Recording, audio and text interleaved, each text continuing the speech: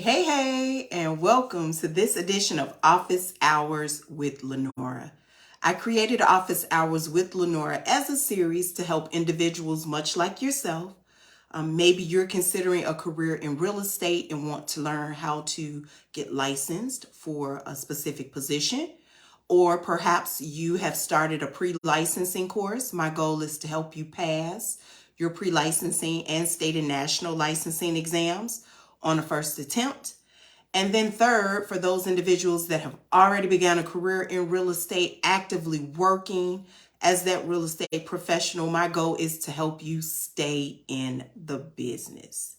So on this episode of Office Hours with Lanora, I know quite a few people have questions about, how do I find a sponsoring broker? And then when I find one, what questions should I ask potential sponsoring brokers? So this very episode, I'm going to provide you with 10 questions. I'll do 5 for my brand new licensees, aka my newbies.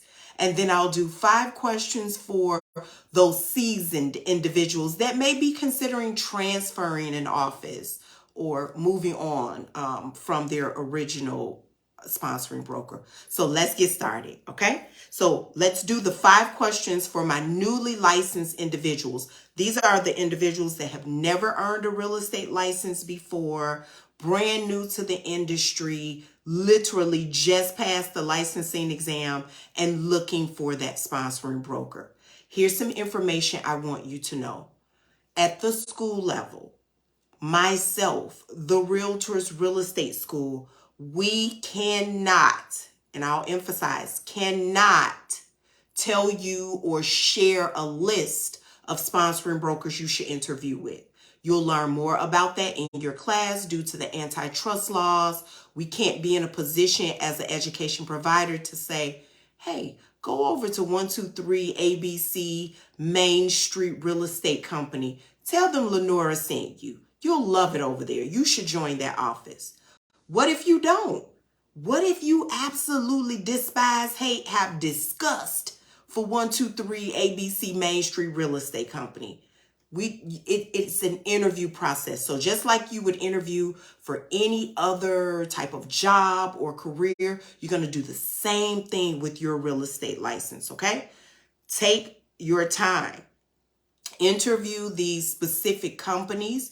Interview more than one company. It's almost like dating. You need to date to gather information to be able to decide this is a good fit for me. This is not a good fit for me. Okay. So let's get to those 5 questions for my newly licensed individual. Let's talk about that elephant, that good old elephant in the room. The commission splits you want to know. And I'm looking at my notes because I don't want to forget a thing. What is the commission split? Yes, there is a split because you are working under the umbrella of your sponsoring broker, aka the real estate office that you plan to join. You want to know, are or will this company be doing anything else in terms of a split other than holding your license? Will they just be the name that's on your business card, or are they going to do more for that? Does this split impact you where you are paying more, meaning let's say a 50-50 or a 60-40 or a 70-30 split where 70% is paid to the company and 30% to you in an example? What are they doing for that 70%? Give me a list. Let me know where my money is going. I want to emphasize to my newer brokers, you don't know what you don't know. You don't even know what you do know in real estate because you're so new. So if you find that you might be negotiating and taking home less than 100% of your money, less than 70% of your money, less than 50% of your money, realize that that real estate company is established, should be established, should have a brand, should have name recognition, all of those things that you want to look for so that you don't come out of the gate reinventing the wheel. You want to partner with a company If you have to spend or give more of an advantage of a commission split, find out what they're doing to help you establish your name in the business. And if you decide, hey, after your name is established, I'll go somewhere else, stick around for the last 5 questions of this episode. Also, there are a lot of 100% commission companies out here. I do get a lot of my students that want to know, hey, Lenore, what are your thoughts about the 100% companies? Should I go with one? Immediately, I have no thought about that because, again, you're dating, you're interviewing, you're trying to find the best fit for you, okay? That is completely your decision. If it were me, I would say for me personally, I probably wouldn't do 100% real estate company or that type of office if I'm brand new, because that type of structure is more catered or centered around you being seasoned or having experience in the industry already. You will find yourself in a lot of those cases working alone, not having that true support system in place, doing 100% companies. They want you to kind of be up and running already, okay? Question number 2. What is your internet presence?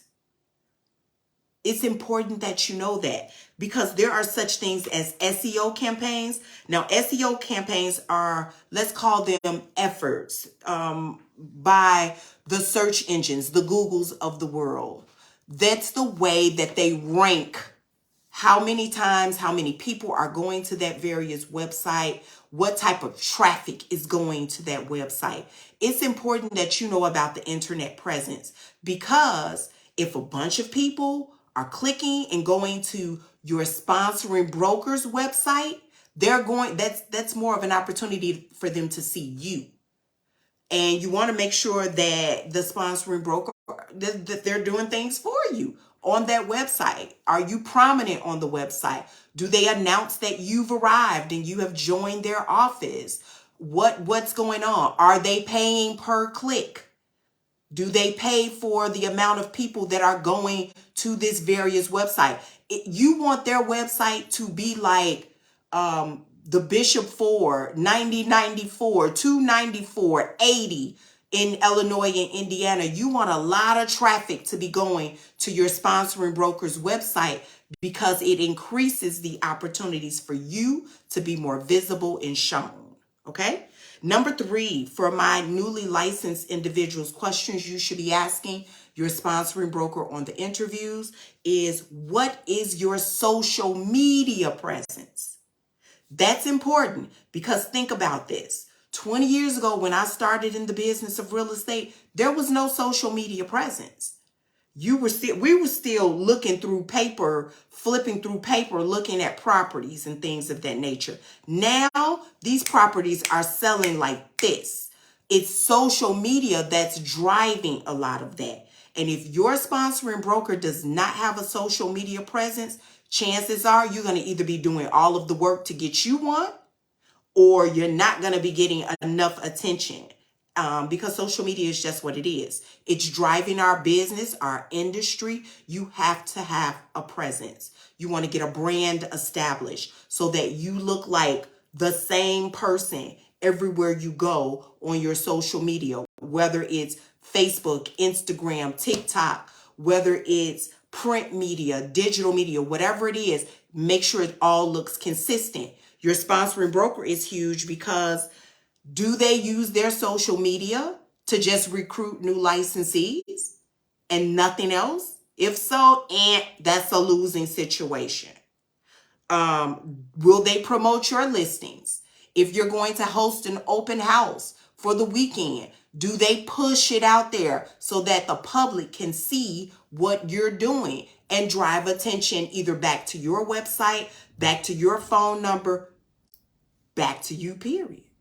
Okay, don't worry about a physical address of a sponsoring broker, aka the address on the building, because a lot of what you're going to be doing in this industry will be virtual.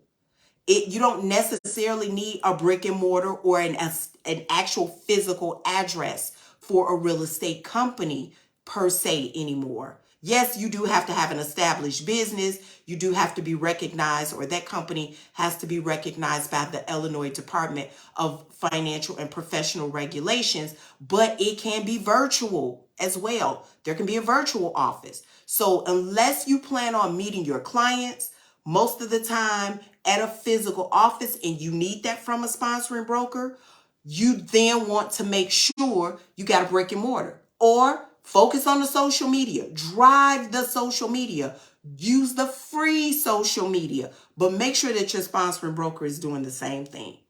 All right, number 4, do your sponsoring broker offer in-house training? If this was the number one question you need to ask, please put it at the top of your list, because it will make the difference between you making some money and making no money. Because if you don't know the business of real estate and you're brand new and you're coming into the industry, who's showing you how to do it? It has to be your sponsoring broker. Remember that commission split question. That goes back to in-house training. What are they doing to help you become successful? In-house training can be online. It can be virtual. Will they provide coaches, trainers, mentors? Who's going to be your phone a friend? If you're writing your first contract on a Sunday at 5 p.m., which is not a traditional business day, who will you be calling to say, help, I need help. I just want to run something by you to make sure I'm doing this the right way. It's important that you get the training, and then it's going to take time to get this training. So for my new people that are newly licensed, and you think you're going to take a 2-week real estate course and then take the exam 2 weeks after that, and then make it $1 million 2 weeks after that, this might not be the industry for you. You be realistic in whatever you're doing, and realize that you are a walking business right now. You are your own billboard in a sense. If you don't get up out the bed and go, you won't make money that day. You won't make money 30 days from that or 6 months from that. Everything that you do right now is on your shoulders, and you want to partner with the sponsoring broker that's going to help ease and lift some of the weight off of you. Okay, let's talk about question number 5. Will there be office support for my newly licensed individual? This is a question you want to ask your sponsoring broker. Again, you don't know what you don't know. So if you're going to have trouble filling out the paperwork, the contract, making sure that your closing packet or whatever paperwork for listings that you need to turn in is correct and prevents delays, you need to know if there's going to be office support available. Because if you make the mistake, it's possibly going to be a ripple effect. It's going to cause a delay somewhere else. Maybe they don't put the listing in the MLS in time, and now 4 other homes on that same block have sold, and they're waiting for you to get their property on the MLS. Now you've got a seller that's AKA offed because you took too long to get the job done. And they're possibly going to go with one of those other brokers who sold those other homes on that block. So have a great support system from the office staff in place. Treat these people at the office like they're your BFFs, because they're going to be the difference between you making it or breaking it in this industry. Okay, I'm going to give you a bonus question I want you to ask the sponsoring brokers if you're newly licensed. And this is actually number 6, but it's a bonus. Can I work part-time? You want to work the best. Forget that I have an alarm, and I got to turn some light back on. I forget that I have an alarm for a kid or something of mine. But back to what I was saying. You want to know if you can work part-time in this industry, meaning maybe you have a full-time job and you're only available in the evenings or on Saturdays or on Thursdays only.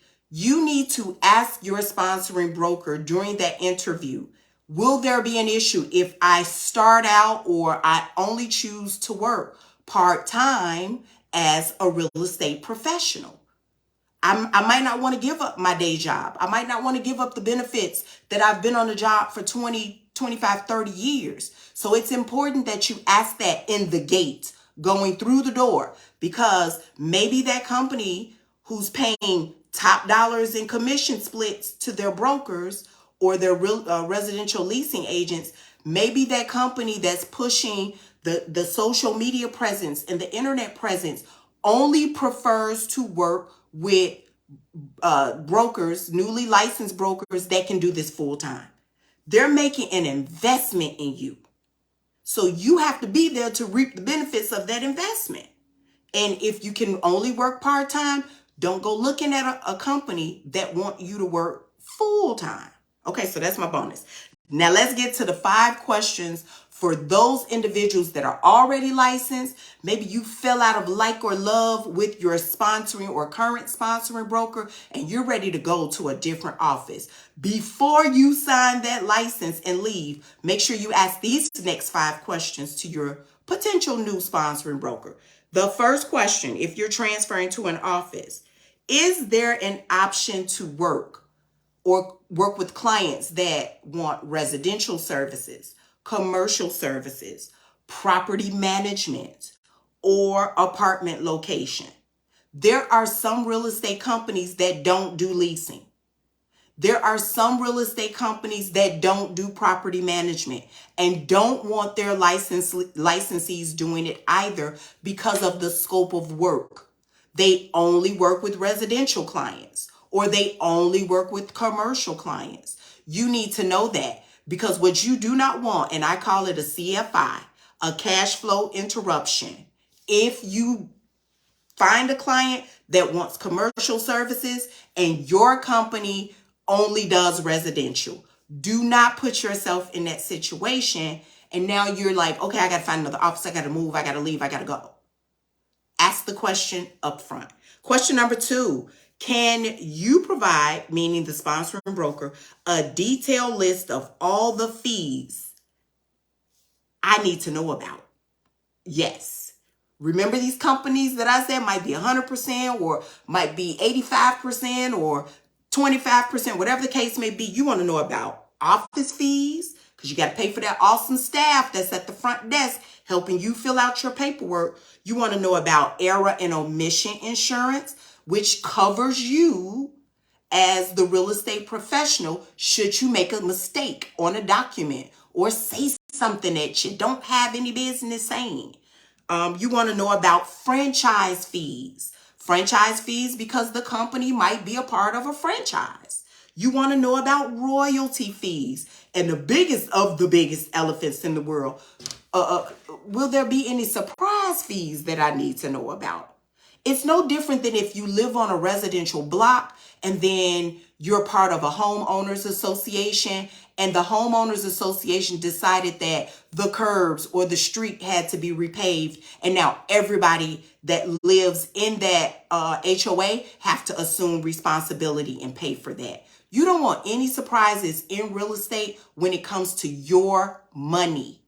So a closed mouth won't get fed. If you don't ask the questions, don't be surprised if it happens. So get these questions asked up front and early so that it doesn't cost you money on the back end. All right, question number 3. How will I know if I'm meeting the office minimum standards? That means your sales and production quotas. Is there a minimum? Can you just be on this office roster if you're not closing any transactions? Or do you have to close a minimum number of transactions every week, every month, every day, every year? Whatever it is, you need to know that. Because if you don't know, you're going to have a conversation with your managing broker and could potentially leave that conversation with them signing your license and asking you to leave their office because you're not meeting minimum standards.